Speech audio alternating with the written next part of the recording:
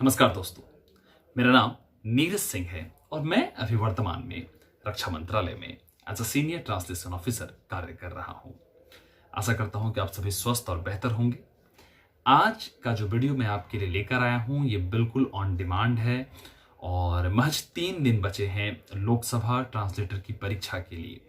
तो दो बातें जो सबसे महत्वपूर्ण जो मैं इसमें कवर करने वाला हूं वो है कि इंपॉर्टेंट एसेज क्या हो सकता है। हालांकि समय बहुत कम है, फिर भी आपके लिए जरूरी है कि इंपॉर्टेंट एसेज क्या हो सकता है इस परीक्षा के लिए। और दूसरी महत्वपूर्ण बात कि क्या क्या इंपॉर्टेंट टिप्स है इस एग्जामिनेशन को लेकर जिसके जरिए आप इस एग्जाम को क्वालिफाई करने वाले हैं। तो मैं इन बातों को आज बताऊंगा, लेकिन इसके पहले कुछ क्वेश्चंस, कुछ सवाल जो आपने मुझसे विभिन्न माध्यमों के जरिए मुझसे पूछा है, तो पहले मैं उनका उत्तर दे दूं ताकि आप बेहतर ढंग से इस परीक्षा को और अच्छे ढंग से समझ पाएंगे। तो सबसे पहली बात, जो क्वेश्चन जो बार बार लोगों ने पूछा कि क्या सेकंड पेपर यानी कि जो मेंस पेपर है उसे सबको देने दिया जाएगा, या कैसे लोकसभा वाले इतनी जल्दी रिजल्ट डिक्लेयर कर देंगे ताकि हम सेकंड पेपर के लिए बैठ पाएं, या फिर क्या ऑफलाइन पेपर इतनी जल्दी चेक हो जाएगा। तो इस तरह के सारे कंफ्यूजन्स का उत्तर सिंपल सा है कि सभी छात्र, जितने भी छात्र हैं, वो प्री की परीक्षा के बाद इमीडिएट मेंस की परीक्षा में बैठने वाले हैं और वहां रिजल्ट डिक्लेयर नहीं होगा।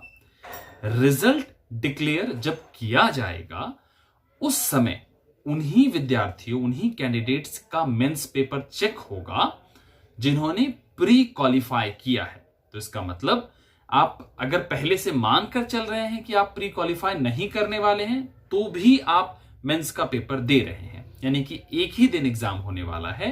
प्री एग्जाम के तुरंत बाद उसी दिन मेंस का एग्जाम होगा और सभी के सभी कैंडिडेट जितने भी उस एग्जामिनेशन हॉल में पहुंच रहे हैं वो प्री भी देंगे और मेंस भी देंगे, लेकिन बस पेपर केवल उनका चेक होगा जिन्होंने प्री क्वालिफाई किया है। और ये बात आपको बाद में पता चलेगी जब आपका रिजल्ट डिक्लेयर होगा, तो आप निश्चिंत रहें। सबसे पहला प्रश्न ये था। दूसरा प्रश्न जो कि बहुत सारे लोगों ने पूछा कि इसमें जो एशे है, क्योंकि इसमें कहीं भी मेंशन नहीं किया गया कि एशे की वर्ड लिमिट क्या होगी और कितने शब्दों में हम इस एशे को लिख सकते हैं। तो सबसे सटीक शब्दों में मैं बताऊं कि एशे 25 मार्क्स का है, तो इसके लिए वर्ड लिमिट 400 to 500 वर्ड्स होना चाहिए। 400 to 500 वर्ड, इसे मैं थोड़ी देर बाद और एक्सप्लेन करूंगा। तीसरी बात जो अधिकांश लोगों ने मुझसे पूछी कि क्या प्री में नेगेटिव मार्किंग होने वाली है। नहीं, प्री में कोई भी नेगेटिव मार्किंग नहीं है। तो आप आराम से जो है बिना इसकी चिंता के आप आराम से जो है एग्जाम दे सकते हैं। और एक चौथी बात जो मैं आपको अपनी तरफ से बता दूं कि ये पेपर पूरी तरह से ऑफलाइन है, मतलब ऑफलाइन एग्जाम होने वाला है, जहां पर आपको OMR सीट एक तरह का दिया जाएगा। लेकिन ये जो OMR सीट है ये बाकी दूसरे एग्जामों के कंपैरिजन में बिल्कुल अलग है, उसकी तुलना में बिल्कुल अलग है।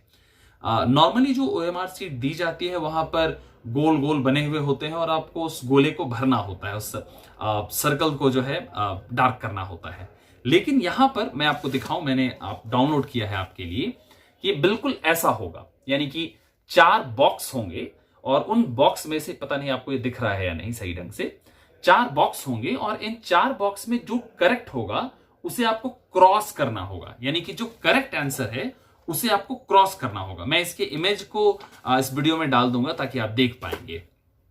तो आपको करना यह है कि 4 बॉक्सेस होंगे और 4 बॉक्सेस में जो सबसे करेक्ट होगा उसे आपको क्रॉस करना है, गोल नहीं करना है, भरना नहीं है। तो ये आपको ख्याल रखना चाहिए। तो ये कुछ बातें सबसे पहले जो जरूरी थी। इसके बाद अब आते हैं प्री की परीक्षा को लेकर थोड़ी सी बात जो मुझे आपको पहले बतानी है। इंपॉर्टेंट ऐसे बताने के पहले ये जानना आपके लिए जरूरी है। तो दोस्तों, एक बहुत जरूरी बात यह है कि टाइम मैनेजमेंट जो इस परीक्षा में बहुत ज्यादा इंपॉर्टेंट होने वाला है। कहने को तो ये परीक्षा one of the longest examination है ट्रांसलेशन फील्ड में, क्योंकि जैसे कि मैंने बताया था आपको 6 आवर 15 मिनट का एग्जामिनेशन है टोटल, जिसमें प्री 1 आवर 15 मिनट है और फिर मेंस 2+3 यानी कि 2 पार्ट में मेंस जो होता है वो 5 आवर्स का है। तो प्री में टोटल 75 मिनट दिए गए हैं और 75 मिनट के लिए 150 क्वेश्चंस, तीनों 50-50-50 के भाग में, यानी कि 50 इंग्लिश, 50 हिंदी और 50 जीके, यानी कि 75 मिनट और 150 क्वेश्चन, यानी कि एक क्वेश्चन पर आपको केवल 30 सेकंड का समय मिलेगा। तो इसका मतलब आपको इस 30 सेकंड में क्वेश्चन को पढ़ना है, उस OMR सीट में आपको उस पर क्रॉस भी लगाने हैं और प्लस आपको आंसर देना है। तो मेरा सुझाव आपके लिए बहुत जो जरूरी होगा वो ये है कि आप सबसे पहले जो भी आपको क्वेश्चन आ रहा है फटाफट करते चले जाएं।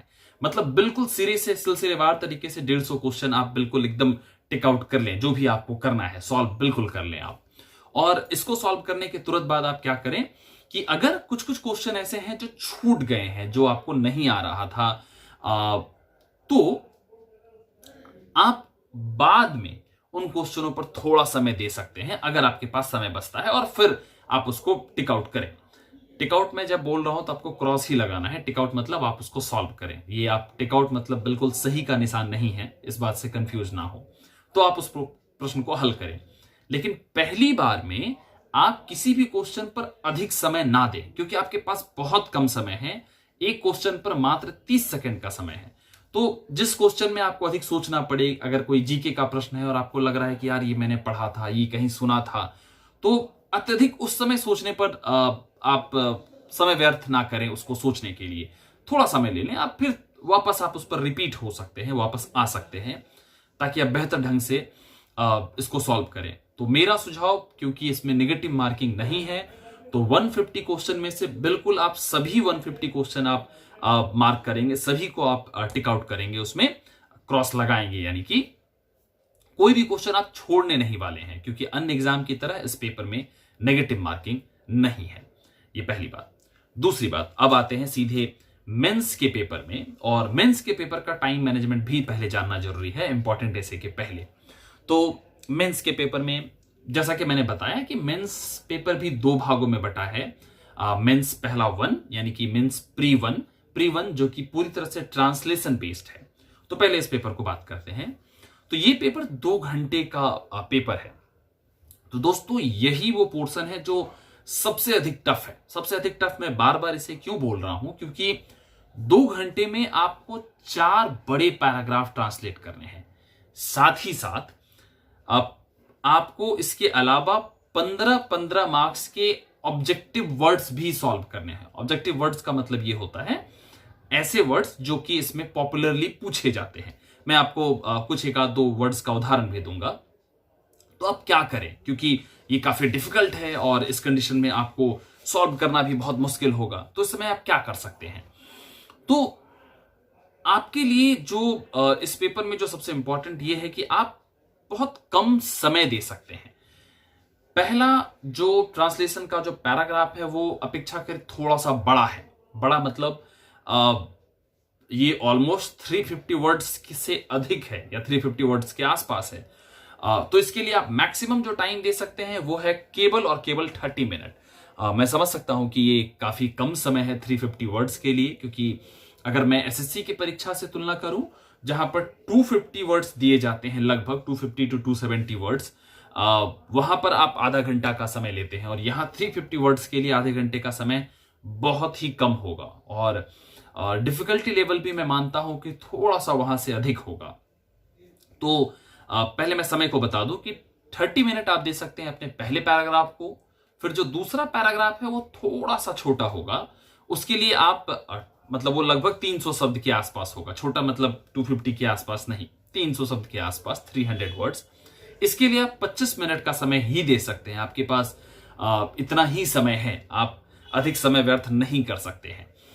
और 5 मिनट का समय आप लेंगे उन 15 क्वेश्चंस को सॉल्व करने के लिए। जी हां दोस्तों, 5 से 6 मिनट हार्डली। ये हुआ 1 घंटे का पेपर, यानी कि क्योंकि 2 घंटे है, सेम चीज आपको इंग्लिश में भी करना है। इंग्लिश मतलब इंग्लिश टू हिंदी में, और दूसरा सेम चीज आपको हिंदी टू इंग्लिश में करना है।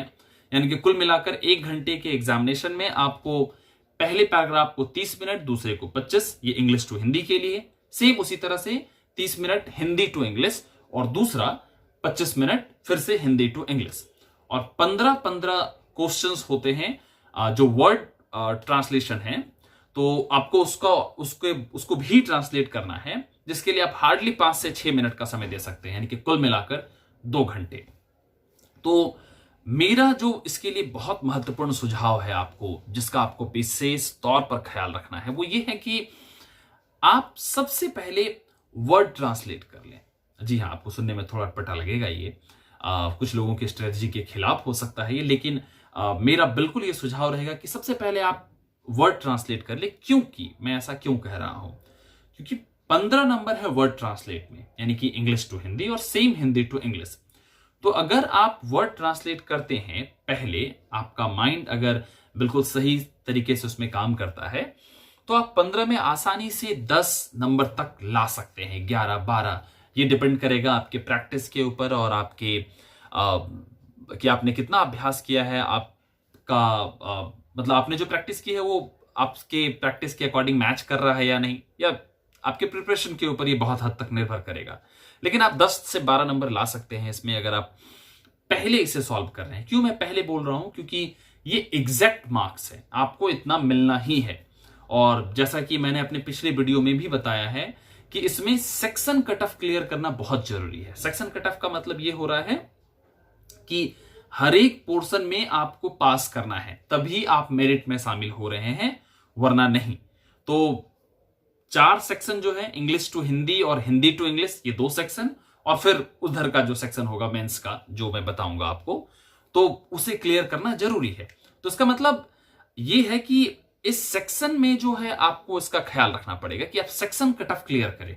तो सेक्शन कट ऑफ क्लियर करने के लिए जरूरी है कि आप जो सिंगल मार्क्स है, जहां पर आपको एग्जैक्ट एक नंबर मिल रहे हैं, वो आप जरूर क्लियर कर लें। क्योंकि अगर आप ये क्लियर कर रहे हैं तो आसानी से आप कर पाएंगे। क्योंकि आप मान कर चलें कि आपका जो ये ट्रांसलेशन का जो पोर्शन है, क्योंकि आपके पास बहुत समय की कमी रहेगी, तो हड़बड़ाहट में या तो आपके ट्रांसलेशन के का कोई पोर्शन छूट जाएगा, अन्यथा ट्रांसलेशन की जो क्वालिटी है उसमें थोड़ी ना थोड़ी गिरावट जरूर आएगी, अगर आप बहुत एक्सपर्ट ट्रांसलेटर नहीं है तो ये मतलब मेरी बात को आप अगर बहुत ध्यान से इस बात को गांठ बांध लें कि आपके पोर्शन का मतलब एग्जाम में या तो कोई छोटा छोटा पोर्शन छूट जाएगा ट्रांसलेशन में, अन्यथा क्वालिटी में गिरावट होगी। तो मार्क्स उस आधार पर थोड़ा बहुत कम ज्यादा होगा, तो आप इस एग्जाम में बहुत हाई मार्क्स की उम्मीद नहीं कर सकते हैं। तो ये मेरी तरफ से सुझाव है आपको कि आप ट्रांसलेशन वाले पेपर को सॉल्व करते वक्त पहले वर्ड का ट्रांसलेट करें और फिर पैराग्राफ पर आए। क्योंकि अगर उसमें से थोड़ा बहुत पोर्शन छूट भी जाता है, थोड़े बहुत मार्क्स कम भी हो जाते हैं, तो उन दोनों को मिलाकर आप आसानी से सेक्शन कट ऑफ क्लियर कर लेंगे। और यकीन मानिए कि अगर आप सेक्शन कट ऑफ ठीक ठाक क्लियर कर लेते हैं तो आपका सिलेक्शन ऑलमोस्ट पक्का होगा। तो इस पर आपका फोकस अधिक होना चाहिए। अब आते हैं मेंस पेपर के सेकंड भाग के ऊपर। सेकंड भाग यानी कि जो भाग है एसे, प्रेसी राइटिंग और ग्रामर। तो इसे कैसे सॉल्व करना है, इसे समझते हुए और साथ ही साथ इंपॉर्टेंट एसे को जानने के लिए, क्योंकि ये वीडियो थोड़ा लंबा हो रहा है तो मैं इसे यहीं रोक रहा हूं और मैं सेकंड पार्ट ला रहा हूं, ताकि आप उसमें मैं इसे और थोड़ा सा बेहतर डिटेल से आपको बता पाऊं। तब तक मैं ये प्रयास करूंगा कि जिन्होंने अब तक मेरा पिछला वीडियो नहीं देखा है वो उसे जाकर देख लें, और फिलहाल अपना प्यार दिखाते रहें और चैनल को लाइक करें, सब्सक्राइब करें। और फिलहाल के लिए आपका बहुत बहुत धन्यवाद। मैं पार्ट 2 इसके इमीडिएट बाद आपको प्रोवाइड कर रहा हूं। धन्यवाद, थैंक यू।